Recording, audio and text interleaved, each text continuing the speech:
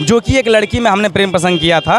लड़की पहले मुझे प्रेशराइज करती है शादी करने के लिए, प्रपोज वही करती है, शादी के वही करना चाहती है, सब कुछ वही करना चाहती है। हाँ, प्यार तो सर क्लास 10th में ही हो गया था। उन्होंने मुझे प्रपोज कर दिया, मैंने उसको एक्सेप्ट कर लिया। एक्सेप्ट करने के बाद से धीरे धीरे कहानी सर बढ़ती गई आगे, और हम कहीं ना कहीं इस मुकाम पे पहुंच गए कि एडल्ट होने के बाद से हमने उस प्यार को एक परिवार के रूप में, एक पति पत्नी के ओहदे से देखने लगे। नमस्कार दोस्तों, गालिब ने एक शेर में कहा था कि ये इश्क नहीं आसान, बस इतना समझ लीजिए कि एक आग का दरिया है और डूब के जाना है। गालिब के इस शेर को हम चरितार्थ करने के लिए आज बलिया में हैं दोस्तों। हम बलिया के परिवार न्यायालय के सामने खड़े हुए हैं। यहाँ पर एक बड़ा सनसनीखेज मामला बलिया के सिकंदरपुर थाना क्षेत्र से निकल कर के सामने आ रहा है। यहाँ पर हम एक नवयुवक के साथ में हैं और इसकी अपनी एक प्रेम कहानी है। इस बच्चे ने एक अंतर्जातीय विवाह किया और अंतर्जातीय विवाह आज कोर्ट तक पहुंच गया। मामला क्या है हमें पूरी जानकारी नहीं है, हम इनसे बात करते हैं। बाबू क्या नाम है आपका? जी, राकेश कुमार मेरा नाम है सर। तो राकेश कुमार, आपका ये पूरा परिवार, ये किस्सा क्या है? ये एक्चुअली ये कहानी स्टार्ट होती है 2019 से सर। जो कि एक लड़की में हमने प्रेम प्रसंग किया था। लड़की पहले मुझे प्रेशराइज करती है शादी करने के लिए, प्रपोज वही करती है, शादी के वही करना चाहती है, सब कुछ वही करना चाहती है, और मैं उसके कहे पे मैं चल रहा हूँ। मैंने शादी उससे करने के लड़की कहाँ की रहने वाली? रसना की रहने वाली है, नाम पल्लवी जायसवाल है उसका। और एक्चुअली जब उसने कहा मुझे शादी, आपकी उससे मुलाकात कहाँ हुई? हमारी मुलाकात देवस्थली विद्यापीठ में, जिसमें मैं हॉस्टल में रहता था, उस समय हमारी उससे मुलाकात हुई थी। अच्छा, दोनों देवस्थली में पढ़ते थे? जी, दोनों देवस्थली में पढ़ते थे। मैं हॉस्टलर था, वो बाहर से आती जाती थी। जी हाँ, तो बताएं। तो वहाँ से हमारा प्रेम प्रसंग स्टार्ट होता है। एक छोटा सा फंक्शन था, बड़ा फंक्शन वहाँ पे था, जिसमें हमारे चंद्रशेखर जी का मूर्ति का नौड़ा होना था। उसमें एक थोड़ा सा फंक्शन हुआ था, उसके अंतर्गत हमारा और उसका एक छोटा सा प्रोग्राम था। उस प्रोग्राम के दौरान ही हमारा उसके भाई नैन चार हो गए सर। प्रेम कैसे कैसे वो बढ़ गया। उन्होंने मुझे प्रपोज कर दिया, मैंने उसको एक्सेप्ट कर लिया। एक्सेप्ट करने के बाद से धीरे धीरे कहानी सर बढ़ती गई आगे, और हम कहीं ना कहीं इस मुकाम पे पहुंच गए कि एडल्ट होने के बाद से हमने उस प्यार को एक परिवार के रूप में, एक पति पत्नी के ओहदे से देखने लगे लोग। इसका मतलब कि आपका प्यार जो है बहुत कम उम्र में हुआ था? कितने उम्र में? हाँ, प्यार तो सर क्लास 10th में ही हो गया था। प्यार नहीं था उस समय, दोस्ती कह लीजिए, प्यार तो सर नहीं था उस समय। तो प्यार कब हुआ? प्यार तो सर वाकई में हुआ एक कुछ समय बाद, जो कि हम 2018-17 के करीब हुआ था सर। मतलब बालिग हो गए थे? हाँ, उसमें तो बालिग लगभग हम लोग हो गए। फिर क्या हुआ? उसके बाद से फिर सभी तो हम बालिग हो गए, तो फिर ये डिसीजन आने लग गया, क्योंकि हम लोग पहले भी थे कि इतने छोटे हैं, शादी के बारे में सोच तो सकते नहीं थे। अभी हम लोग कुछ अपने कैरियर फोकस करना है। सबसे बड़ी चीज़ हमारे कैरियर पे थी। हम भी कहते हम भी तैयारी करते हैं, तुम भी अपनी तैयारी करो। वो IAS बनना चाहती थी, मैं MBBS का डॉक्टर बनना चाहता था। हमने कहा अपना दोनों दो जगह पर जाकर अपना तैयारी कर रहे थे। इसीलिए सर हमने कभी उसके स्कूल में मैंने अपना एडमिशन नहीं लिया, और ना उसके कभी इर्द गिर्द में गया। मैं हमेशा दूर उससे रहा, ताकि हम अपना पढ़ाई अच्छे से हैंडल कराया जा सके। लेकिन एक समय एक ऐसा आता है 2019 में, जिसमें डायरेक्ट रात को फ़ोन आता है कि मुझे आपसे शादी करनी है, और बहुत ऐसी बातें उन्होंने कहा जो बहुत पर्सनल जो बातें हैं, जो मैं अभी मीडिया सामने समझ नहीं रख सकता हूँ। आप समझ सकते हैं, बहुत ऐसी चीज़ें हैं। तो मैंने कहा कि ठीक है, शादी कर लेते हैं। भाई, प्यार तो मैं उससे करता ही था। तो ये चीज़ मैंने 2019 में यहीं बलिया के परिवार प्रबंधक में जाकर मैंने शादी कर ली थी। कहाँ पर? उपनिबंधन के पास जाकर रजिस्टर्ड अपनी शादी कर ली। अच्छा, रजिस्टर ऑफिस में आपने उससे शादी कर ली? कब की बात है ये? जी, ये 2019 की है, 3 अप्रैल 2019। 3 अप्रैल 2019 को आपने शादी कर ली। फिर क्या झंझट हुआ? फिर एक्चुअली ये झंझट सर यही हुआ कि हम बतौर शादी करने के बाद से हम लोग लखनऊ चले गए बतौर पति पत्नी के दौरान रहने के लिए। लेकिन एक्चुअली ये ऐसा कुछ समय बाद ऐसा प्रतीत होता है कि उसके घर वाले दबंगई करने लगते हैं। हमारे घर में, हमारे रिश्तेदारों में, हर जगह जाके पुलिस दौड़ाती है, मारपीट करने पर उतारू होते हैं, धमकाते हैं जान से मारने की। तो लड़की बोलती है कि ऐसा है कि घर में ज़्यादा उचित हो गया। मैंने कहा कि ये शादी के समय आपके ससुराल वाले पक्ष में नहीं थे क्या? नहीं, सच्चे पक्ष में नहीं थे। लड़की मतलब आपने चोरी से शादी की? नहीं, चोरी से नहीं कह सकते हैं, उनको बाकायदा ये बात अच्छी तरह से पता था, तभी तो उन्होंने लड़की को कैद कर लिया था। ये बताया कुछ पर्सनल चीज़ें, उन्हें कैद कर लिया था, उसे घर से जाना बिल्कुल मना ही था। तो उसका BA का ग्रेजुएशन का लास्ट पेपर था, 3rd ईयर का ग्रेजुएशन का फाइनल का लास्ट पेपर था, और लास्ट दिन उन्होंने ही प्लानिंग रचा कि आप ऐसा चीज़ है कि मैं वहाँ से पेपर नहीं दूंगी, भाई मुझको वहाँ छोड़ने जाएगा और वहाँ से भाग के मैं बलिया आ जाऊँगी, आप प्लीज़ आप कैसे तरह बलिया पहुँच जाइएगा। मैं एक्चुअली बलिया था, लड़की कैसे तैसे अपना पेपर नहीं दिए। आप अगर रिकॉर्ड में चेक करना चाहेंगे, आप बलिया से पूछ सकते हैं, आप उस गाइडेंस ले सकते हैं कि उसने पेपर क्यों नहीं दिया। अगर भाई कोई अपना फाइनल सेमेस्टर पेपर क्यों छोड़ेगा, ये एक मुद्दा ये भी तो होना चाहिए। लेकिन उसने वो पेपर छोड़ा, आई, उसने मुझसे शादी किया। क्यों? कि इसने ये दिमाग लगाया था कि कहीं घर वालों को ये लगा लड़की पेपर दे रही है, तब तक उस पेपर के दौरान हम लोग की शादी रजिस्टर्ड हो जाएगी, और शादी रजिस्टर हो जाएगी तो मैं आपके साथ रहने लूँगी। यही बस एक छोटा सा हम लोग का ये प्लानिंग था, जो कि लड़की का ज़्यादा ये प्लानिंग था। आप कहेंगे तो वो रिकॉर्डिंग में मैं सुना सकता हूँ, वो दारूनी की रिकॉर्डिंग में ढूंढ लिया हूँ, जिनमें रात में फ़ोन आता है, कैसे कैसे मुझे उन्होंने फोर्स करती है, कैसे कैसे मुझे प्लानिंग अपना बताती हैं, वो सब मेरे पास है सर रिकॉर्ड में।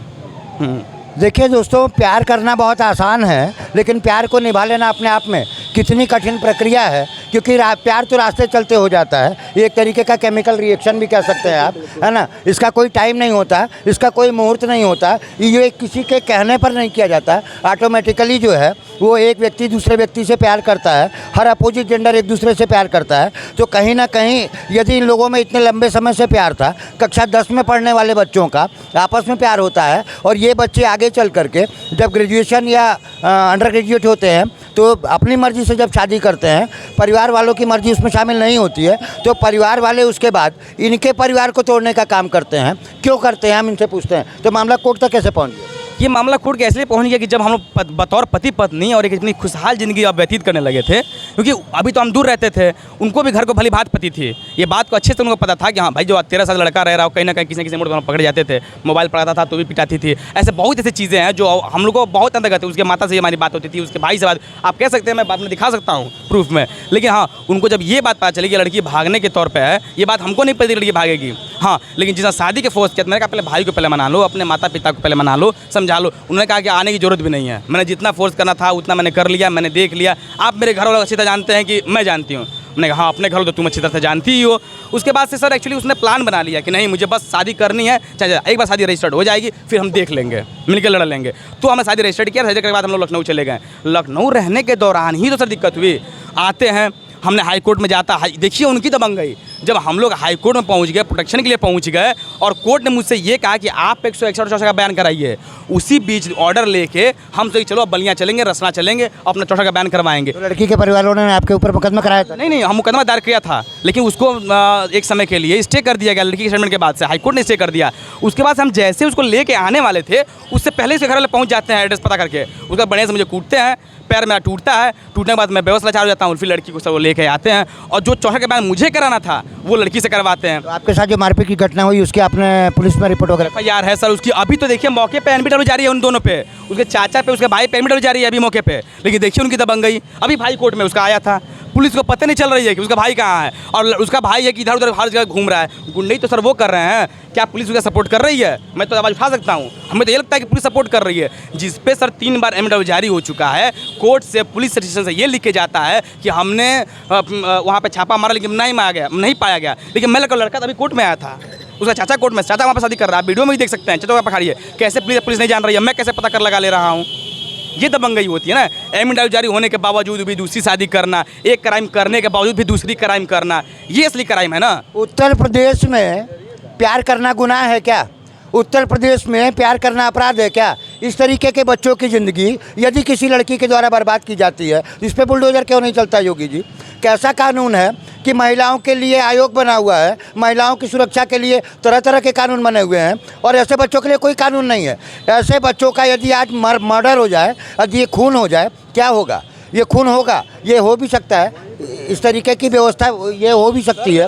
इसलिए हो सकती है कि इसके ऊपर एक बार जानलेवा हमला हो चुका है, और आगे भी संभावना है। एक बार नहीं सर, 2 बार हो चुका है। एक बार हाँ, एक बार बहुत पहले ही हुआ था, जिसमें मारा तो नहीं गया, लेकिन ऐसे कॉलर पकड़ा गया था, धमकी दी गई थी, जो मेरे गांव के आसपास हुई थी। ये घटना जब मैं अपने थाने पर ले गया था, तो थाना ने बिल्कुल इसमें इग्नोर कर दिया, बचाया करे यार तुम ही उसमें क्यों प्रेशर बनाया गया था कि ताकि मैं लड़की को छोड़ दूँ, जिस समय कोर्ट चल रहा था केस में। तो लेकिन तभी मैंने नहीं डरा, तभी मैं कहा नहीं, मैं लड़ूंगा, लड़ता रहूँगा, क्यों नहीं, मैं सही हूँ तो क्यों नहीं लड़ूंगा।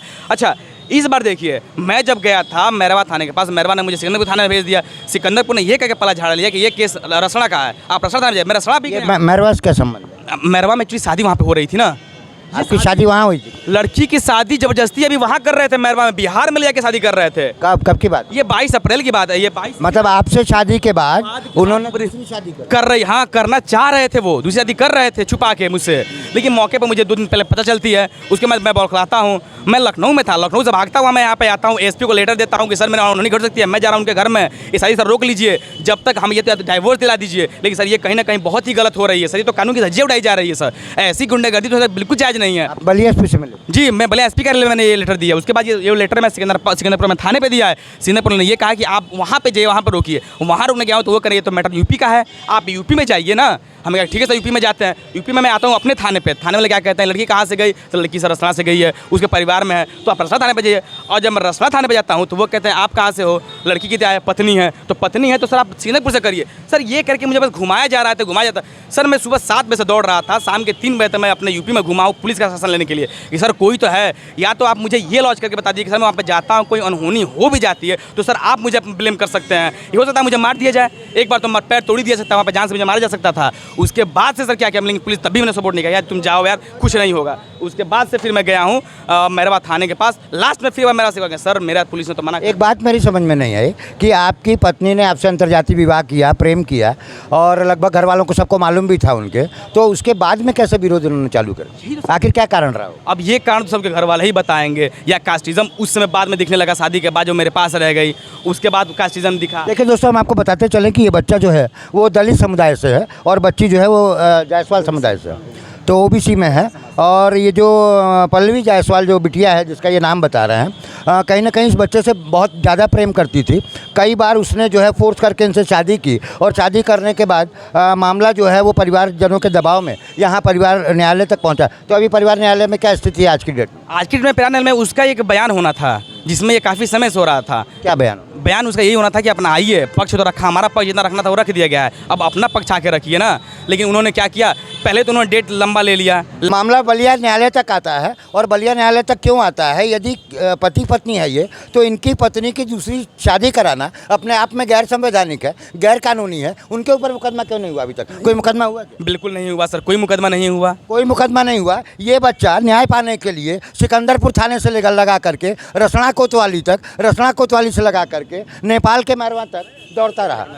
बिहार के मेहरबान, सॉरी माफ़ करिएगा दोस्तों, दौड़ता रहा, आपको कोई न्याय नहीं मिला? बिल्कुल नहीं मिला सर। आपने अपने दम लास्ट में सर हमें ही जाना पड़ा मौके पे शादी रोकने के लिए। प्रशासन मेरे साथ नहीं गए, लेकिन उसके बाद से मैंने ये भी कहा था सर वहाँ पे कुछ भी हो सकता है, उसके बाद से जिम्मेदार आप ही लोग। देखिए दोस्तों, आज की तारीख में यदि इस बच्चे के साथ कोई अनहोनी होती है तो कहीं ना कहीं इसके ससुराल वाले जिम्मेदार होंगे, और इसलिए जिम्मेदार होंगे कि उन्होंने ट्रेलर दे दिया है। बिल्कुल नहीं, सही कह रहे हैं आप। लेकिन लड़कों की समस्या को उठाने वाला कोई नहीं है। लड़के और लड़की यदि प्रेम करते हैं आपस में तो लड़के की ही गलती नहीं होती, लेकिन लड़के के को किसी तरीके की ना तो पुलिस प्रोटेक्शन मिल रही है, ना लड़के को किसी तरीके की इस तरीके का आश्वासन मिल रहा है कि आपका मामला सुलझ जाएगा।